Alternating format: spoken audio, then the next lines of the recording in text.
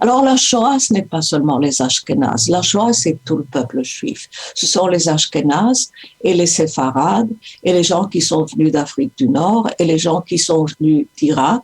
Et il faut comprendre que le plan des Allemands était qu'il ne faisait absolument aucune différence, aucune distinction entre les Juifs venus ou ressortissants d'Amsterdam et ceux de Tripoli.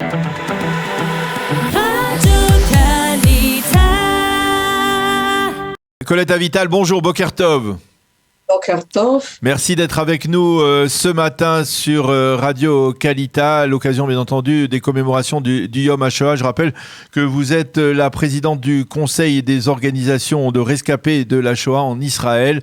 Alors je voudrais qu'ensemble, pendant les prochaines minutes, nous parlions justement de ces rescapés. Le nombre avancé cette année est de 161 400 rescapés qui vivent parmi nous et bien entendu avec une moyenne d'âge de plus en plus élevée, une moyenne d'âge qui tourne autour de 85 ans. La première question, et c'est naturel qu'on la pose, est-ce que aujourd'hui le gouvernement israélien a amélioré les conditions de vie des rescapés de la Shoah qui sont en difficulté sociale ? Sans aucun doute, je crois que depuis quelques années, nous voyons un certain progrès, tout d'abord au niveau de l'attitude du gouvernement israélien et des ministères et des organisations qui s'occupent des rescapés de la Shoah. Il y a des améliorations. Sont-elles suffisantes? Absolument pas. Ce qui arrive, franchement, et vous l'avez dit, d'une part, il est vrai, il y a malheureusement de moins en moins de rescapés, mais d'autre part, les besoins sont très, très différents. Et 30% plus, au fait, quelques 30 000 rescapés de la Shoah ont un âge très avancé, au-dessus de 90 ans. Si nous comptons ceux qui ont au-dessus de 85 ans, nous arrivons à la moitié. Ce sont en grande partie des personnes qui souffrent et qui, d'une part, leur état de santé ne s'est pas amélioré avec les années. Au contraire, nous voyons une certaine dégradation. Ce sont des gens qui ont d'autres besoins parce que très, très souvent, ces besoins doivent se faire à la maison.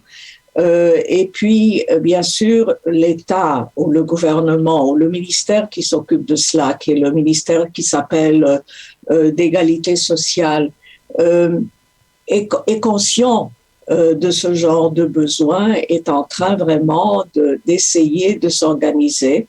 Il y a le gouvernement d'une part, il y a beaucoup d'associations dans la société israélienne de volontaires qui donnent pas mal de secours et de soins dans les maisons des rescapés. Je vous donne simplement un exemple. Vous savez que pendant la période du Covid, beaucoup de gens se sont vus isolés, parfois complètement seuls chez eux. Il fallait les visiter très souvent, mais aussi leur état de santé mentale s'est détérioré énormément à cause de la solitude. Et lorsque vous avez des problèmes dans ce sens, c'est-à-dire des problèmes psychologiques à cause de la dépression, à cause des traumas, à cause des souvenirs qui reviennent, votre état de santé dégringole aussi. Et donc, cette association qui s'appelle AMCHA, dont le personnel est un personnel de psychologues, s'est vu dans la nécessité de donner ces soins dans les maisons des rescapés. Je crois que c'est ce qui va arriver de plus en plus. Beaucoup de personnes ne peuvent pas se déplacer de chez elles. Et bon, c'est vrai aussi qu'il y a peut-être une petite amélioration au niveau des pensions qu'ils reçoivent, mais avec le coût de vie que nous connaissons en Israël, avec tout ce qui se passe autour de nous, finalement, ces pensions, très souvent, ne suffisent pas. 30% des rescapés ont dit qu'ils vivent d'aide social supplémentaire, ce qui s'appelle en hébreu Hashlamat Akhnasa. Et puis voilà, il faut essayer quand même, même à ce niveau-là, de trouver les moyens d'améliorer leur situation financière. Alors justement, je voudrais essayer de mieux comprendre pour nos auditeurs. Est-ce que il y a parmi les rescapés de la Shoah, est-ce que on fait une distinction, le gouvernement fait une distinction entre, par exemple, ceux qui ont vécu l'horreur des camps, par exemple, et ceux qui, on va dire, pour parler puisqu'on parle de francophones, ceux qui ont vécu, par exemple, en Afrique du Nord et qui ont vécu une partie de la Shoah, mais qui n'ont pas vécu les horreurs qu'ont vécu les Juifs d'Europe centrale. Oui, c'est une distinction qui se fait en Israël et ailleurs, pas seulement en Israël. C'est une distinction, ce qui s'appelle le premier cercle, c'est-à-dire les gens qui ont vécu ou qui ont survécu les ghettos et les camps de concentration, qui ont été déportés, qui se sont vus dépourvus de tout, qui sont sortis des camps à peine vivants, parfois pesant 30 kilos ou moins, et ceux qui ont eu un sort, disons, pas plus clément, mais un peu plus facile, et qui n'ont pas été dans les camps de concentration. Il y a parmi eux qui ont fait des travaux forcés. Donc, il y a certaines distinctions. Par exemple, les rescapés de la Shoah de Libye sont reconnus à plein titre et reçoivent des pensions alimentaires, sociales tous les mois. Est-ce que c'est le cas aussi pour, par exemple, pour les rescapés de Tunisie, parce que là aussi, oui, absolument. Depuis 2 ans, ils reçoivent aussi des pensions. Je crois qu'il s'agit, par exemple, en France, de 25 000 personnes, ici un peu moins.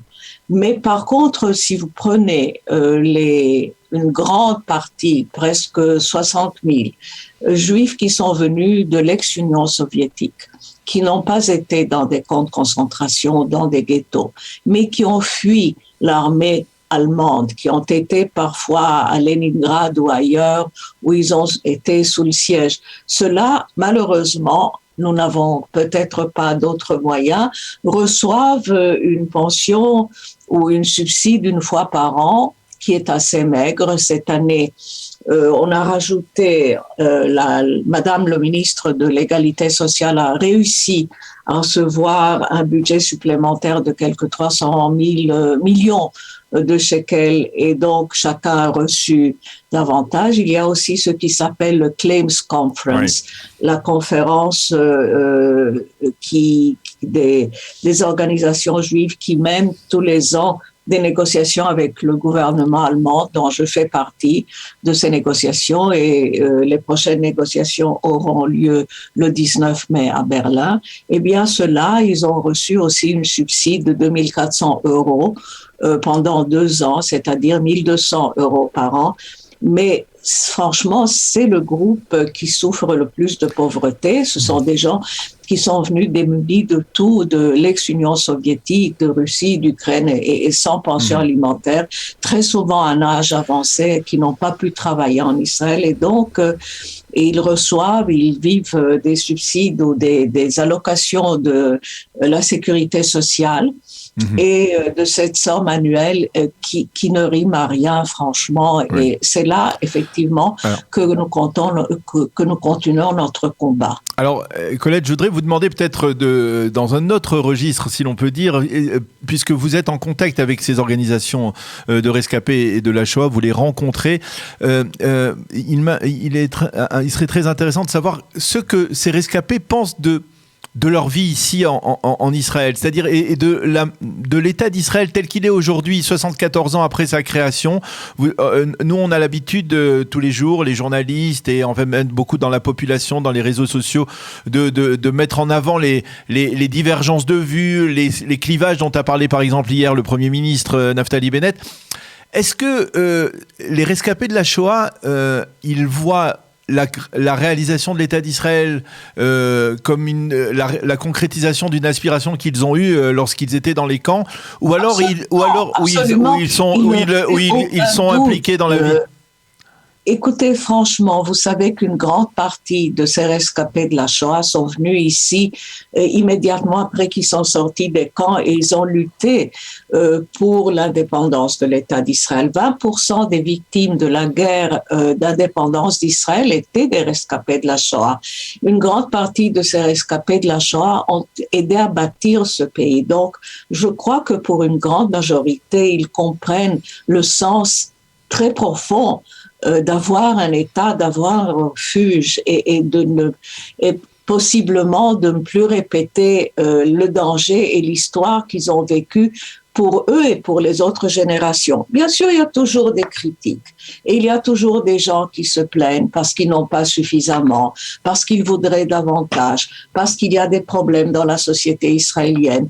Bon, c'est normal et je crois que l'un des grands problèmes, si vous voulez, pour les rescapés de la Shoah, et pas seulement pour eux, c'est la bureaucratie. La bureaucratie israélienne est probablement sans pareil. Je crois que nous l'avons copiée très minutieusement dans le temps des pays de l'Europe de l'Est, mais nous les avons certainement surpassés. Et je crois que là, l'une des choses que nous essayons de faire, nous, nos organisations, mais ensemble avec l'État, et je dois le dire que ça existe, maintenant, il y a un dialogue soutenu et des équipes de travail de faciliter, d'éliminer, au moins pour les rescapés de la Shoah, la bureaucratie en ce qui concerne les problèmes de santé, en ce qui concerne ensuite les problèmes quand ils doivent entrer dans une maison de repos ou bien dans des hôpitaux spécialisés. Là, c'est l'un des grands efforts que nous avons en ce moment. Est-ce que peut-être, en réfléchissant, peut-être que les rescapés de la Shoah ne pourraient-ils pas nous faire passer un message sur les proportions des choses, c'est-à-dire le fait que, eh bien, il faut préserver cet État, l'importance de cet État, qu'il faut éviter peut-être des divisions d'extrêmes, que ce soit sur le plan politique, sur le plan idéologique, nous rappeler d'une certaine manière l'importance de cet État? Écoutez, d'abord, je vous suis très reconnaissante. Oui, absolument, ils le font. Et absolument, aujourd'hui, je crois qu'ils en prennent, que le public israélien prend conscience. Et je dois féliciter le Premier ministre pour son discours hier soir d'avoir touché à cette corde qui me semble très sensible et qui est très justifiée. Mais je dois vous dire une autre chose qui nous préoccupe et qui vraiment nous attriste énormément. C'est le fait qu'il y a des éléments dans la société israélienne qui disent la Shoah, ça a été vous, les Ashkénazes. Nous, on n'a rien à faire avec ça. Alors la Shoah, ce n'est pas seulement les Ashkénazes. La Shoah, c'est tout le peuple juif. Ce sont les Ashkénazes et les Séfarades et les gens qui sont venus d'Afrique du Nord et les gens qui sont venus d'Irak. Et il faut comprendre que le plan des Allemands qui ne faisait absolument aucune différence, aucune distinction entre les Juifs venus ou ressortissants d'Amsterdam et ceux de Tripoli ou ceux de Saloniki. Et le fait que nous sommes restés en vie, même ici, même les Juifs de Palestine, c'est le fait tout simplement que les Allemands, à un certain moment, ont échoué et qu'ils n'ont pas pu réaliser tous leurs plans. C'est qu'ils ont été vaincus à un certain moment dans les batailles d'Afrique du Nord. Mais autrement, ni vous, ni moi ne serions plus là aujourd'hui. Et donc, ces distinctions qu'on fait aujourd'hui, parfois en Israël, parfois à l'étranger, je crois qu'on n'a rien compris à l'histoire.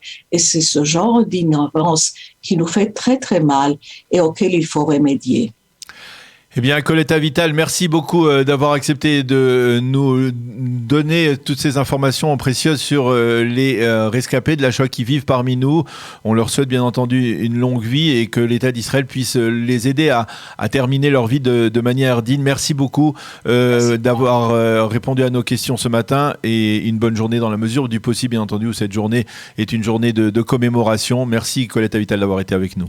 Merci bien.